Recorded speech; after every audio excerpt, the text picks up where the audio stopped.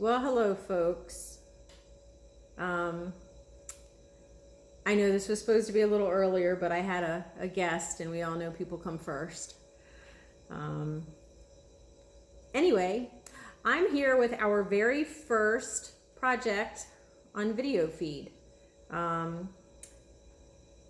We don't have any customers in this studio. It's kind of scary. It's very quiet. The parking lot is very empty. It's even scarier. But we thought we can still do to-go kits. We know everyone is stuck at home. You can purchase them online, so we don't have to touch credit cards. Your fingers are already on a keyboard if you're watching the video. And all you have to do is go to our webpage, and actually, if you start off on our Facebook page, we're going to post a link on our Facebook page to go straight to the item, to-go ClayZ, to-go clay kits. Our project that I'm going to teach today is this little guy, and let me see if I can move the phone. I will move it closer. But isn't he adorable? I didn't do a whole lot to him. You can get as creative as you'd like to. He just at this point has a beard, and he's got a little hat with a little decoration, but certainly you can find anything in your house to go make other decorations. I'm just using the back of a paintbrush right now to add some little dents into the hat, to give it a little character. But anyway, isn't he adorable? That's what we're going to make today. It only takes about a pound of clay. Our to-go kit is going to be $10. The $10 will include the clay and anything that you need for the project, which in this case is really just a toothpick. And we'll try to keep it so that most of our projects don't need any fancy tools. And that was Wicked chasing the cats because, you know, they're bored too. Although I think she thinks somebody's at the door, and maybe somebody is, but I'd be surprised. Anyway, I'm going to start off with a ball of clay. I'm just going to pinch off just a little bit of clay to save for the nose and the band around the hat. So just a tiny bit, probably about, oh, looks like I already did that. So just stick that over there. All I'm going to do is make a pinch pot, but we're going to make it by starting off, instead of with a circle like this, I'm going to take my clay, and here, let's see if we can get you a better, there we go. I'm going to take my clay and I'm going to roll it and try to make a point at one end. The one end I'd like to try and keep rounded. You can see my clay is a little bit dry. It's because it's been sitting here while I was blabbering. But anyway, you want to get the point of the hat out there, and we can just pull that out there. I'm not going to worry about these cracks. The clay that you get, as long as you don't leave it out or handle it too much, it won't crack. But if it does, one of the things that you should have on hand is a bowl of water. I put a sponge in my bowl of water, and it's just from many years of teaching summer art camps and clay classes. The kids will tip over the water if you put it in there and let them. If there's water on a table, children are definitely going to try and tip it over. Not intentionally, it just happens. Their little hands are too small, and so when they go to touch the bowl, it automatically turns. But anyway, the sponge, if I squeeze it, you can see it's got plenty of water in it. But if it falls over, then the water will not end up on the floor and all over the table and ruining everyone's projects. Any sponge will do, any household sponge you have, even if you have a washcloth, that would even work. Those little cracks that you can see from where the clay is drying, all I'm going to do is just take wet fingers and just smooth it out. I'm just pushing my fingers onto that sponge, and I can smooth all of that out without any issue. Now, ordinarily, I would take my time, but I don't want this video to be 100 years long. So, now that I've got my topper up there, the rest of this is very much like a pinch pot. So you're going to take your thumb and just push it into the center of the clay. And then you're going to work your fingers around the edges the purpose of this is we don't want the clay to be thicker than an Oreo cookie. This is what we teach the kids with, except for generally we give them an Oreo cookie as a snack so that they know exactly how big an Oreo is, because, you know, some children have never had an Oreo. Anyway, push up as high as you can get your finger without it pushing through the skinny part of your hat, and just squeeze it and keep manipulating it and smoothing it out. After it's about the size of an Oreo cookie, so that's the way I've got it. I'm just gonna tap it. And this is just fun foam, the kind of foam that you can get from the Dollar Tree in smaller pieces, and Hobby Lobby and Michael's have them. Walmart has them. The fun foam is good for lots of things. We use it because it's very easy to peel the foam off of wet clay. We don't have to worry about the fun foam sticking to the wet clay. If we work directly on the table, then it's probably going to stick. For you at home, you can always put a piece of newspaper down, a plastic tablecloth, anything that you can peel away. You can do styrofoam. I'm going to send a paper plate with the clay, so you can use paper plates to work on, just something that you can peel away from the clay, because if this were stuck to the table, you would distort it when you pull it off. Anyway, okay, so I'm gonna leave this just like this. I'm gonna turn the hat just a little bit to the side there, just give it a little bit of character. And I really was talking too long because my clay is just a little on the dry side. All right, so now I've got my form completed. I'm gonna roll, oops, I need to pinch off a little bit and save it for the nose. You can see I just put a little bit right there. Here, we'll turn this guy around so you can see how cute he is while I'm working. I'm just gonna roll this out. And I want it to be enough to fit around,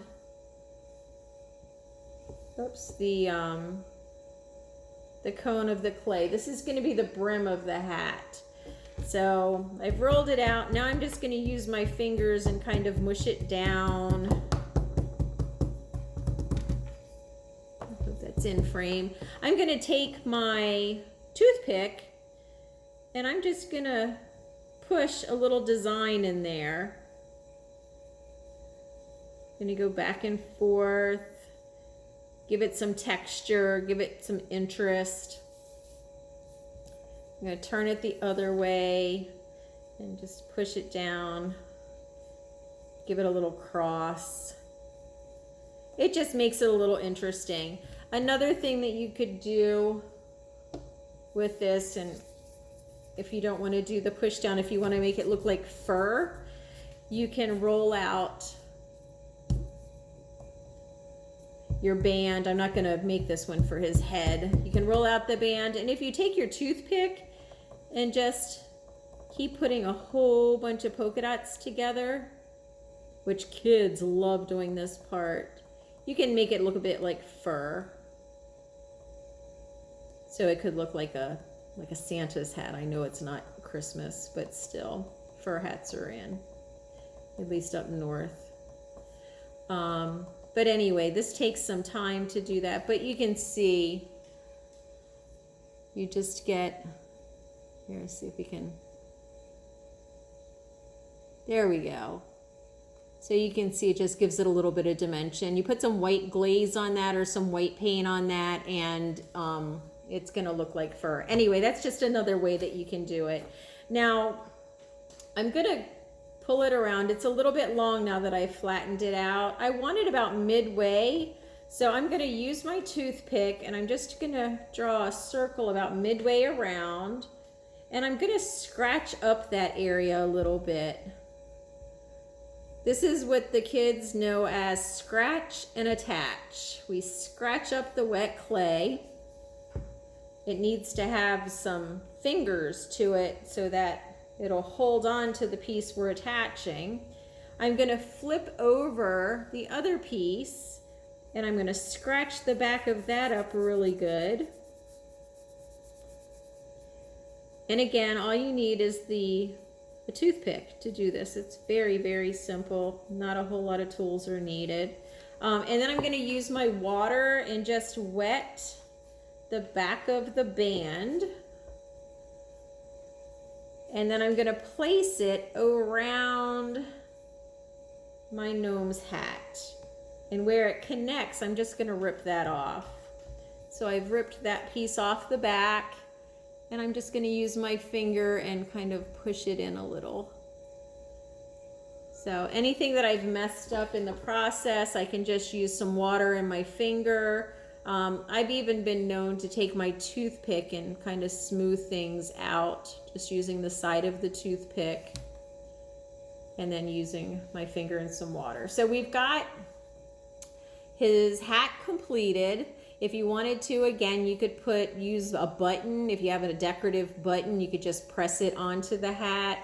You can use the back of a pencil, a straw, anything that's got any texture to it. And this is kind of small, so you don't want anything super big.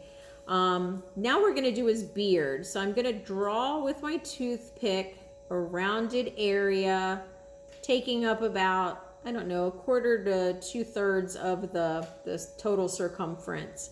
And we're just gonna take that toothpick and do lines. The lines are the hair of the beard. And I'm kind of curving it and aiming towards the center. So outward and then down. And in the center, we're just gonna be pretty much straight up and down. So we're just creating the hair, the texture for the hair.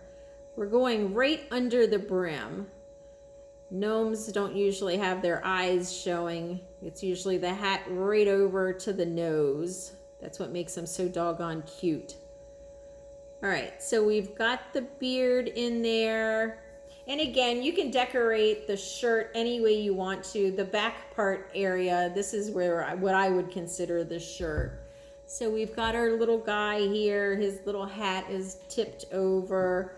And I'm going to use just a tiny bit of the clay that was left over. And if you forget and don't have the tiny bit of clay, just go on the inside and pinch out a little clay from the inside. So I'm going to make a ball with my palms. Squeeze it, and just like we had to do with the band, you're going to scratch the area. It's pretty rough there already. Scratch the back side of the nose.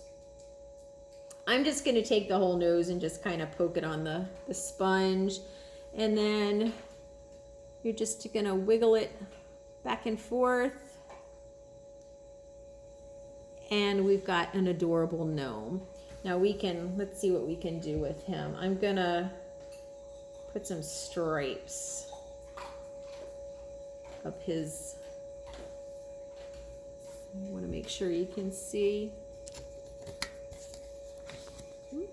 There's me again. Here, maybe if I just move it here, it might make it easier. So I'm just gonna take and use the side of the toothpick and do some stripes. Helps if I'm in frame there. Again, my first how-to video. Pop that one, and then up the center of the back. And you can see where it's cracked back here, and I can go back with a wet finger and just smooth all that out. After you're all done, we're gonna have paper plates, and you can just set the piece on a paper plate, let it dry. Generally, when we have them here in the studio, we wait about a week or so, but we put them in the kiln room, and the kiln room is fairly warm and dry. I mean, we're firing at almost 2,000 degrees, so it stays nice and toasty in there when we're firing. So it would just dry at that point. In about 2 weeks, what you can do is just bring the piece into the studio. For an additional $5, you can glaze it, and then we'll fire it for you. If you don't want to do that, guess what? You can leave the clay. It's going to be extremely fragile, but it'll keep its shape. It's not going to expire or deteriorate. Just with handling, of course, it is about the equivalent of mud, so it will fall apart if you drop it. It's a little tougher after it's been fired. And of course, after it's been glazed, it's just shiny and beautiful. We have some that we've done in previous camps. We have some texture sheets. You can use almost anything as a texture sheet. You can use placemats that have texture. You can use lace. If you have little lace doilies, you can press that into it. The back of your tennis shoe has texture. So anything that's got texture. This little guy was just, we sponged 2 different colors of glaze together, but he has an adorable mustache. He was done with 2 pinch pots. Well, a pinch pot and then a slab. We did a small pinch pot down here at the bottom, and then with the hat, we just rolled that out flat with our palms and then turned it into a cone shape and attached it using the scratch and attach method. This method is a lot easier and just as cute, I think. So, and then the last thing that we would like for you to do is your child or you, if you could just put your initials either inside in this portion or on the back. I'm just going to put mine back here. So that way we can match it and we don't have gnomes that don't have areas that we know of homes. But isn't he cute here? And now we've got a second one. And you saw how easy that was. Now let's just say that you weren't happy with your gnome. You've made it. It didn't turn out the way you'd like to have a second go at it. One of the things that is absolutely marvelous about wet clay is that until it's, even after it's completely dried, I wouldn't suggest it, but even after it's completely dry, all you have to do is add water. Now that doesn't mean that you can add water to it today and it's going to be ready for you to use, but what you can do is it's going to come in a Ziploc bag. All you have to do, mush your, I'm not going to do it because I think these guys are too cute, but take your clay, push it all together in a ball or a square or some kind of shape that you can work with. I'm going to flatten one side and I'm just going to use the back of a paintbrush, but you can also use the back of a pencil. Stick your pencil or your brush or whatever you use down into the clay and then wiggle it back and forth. And do that for 2 or 3 holes in the clay. There, it kind of looks like a skull. Anyway, easily distracted. Pour a little bottled water in here. I would not suggest that you pour in faucet water just because more than likely there's all kinds of bacteria in your water. And it'll make it smell. It'll make the clay smell after a day or 2. But throw some bottled water in there, zip up your Ziploc bag, and just let it sit for a day or 2. And you'll be able to see when the clay has absorbed the water because it won't be in the holes anymore. And then when you grab the clay, it'll be nice and soft and squishy, and it'll probably be a little on the messy side. And you can work it back into a ball, and it's going to be much softer and easier to work with. This piece is set out long enough that I I'm going to have to do that. So anyway, I'm going to post a link on our Facebook page and you can purchase one of these. We have all of the necessary elements for creating this. I went and picked up 200 pounds of clay yesterday. So just purchase it online, and then you're going to come in tomorrow before you come into, or whatever day you want to pick it up. Before you come in, call. We're going to have these pre-made with the exception of the clay. I don't want to put the clay in until the last minute. And then you can come pick them up. Just call and say, hey, I'm so-and-so. I ordered X amount. I can look up your order online. And when you get here, just call us from your cell phone, let us know you're here, and I will run this out to you so that you don't have to come into the studio. If you have any questions, concerns, we're doing our best. We're trying to keep everyone entertained and, of course, keep ourselves entertained because it gets boring sitting here without all my customers. We hope to see you soon. Thank you.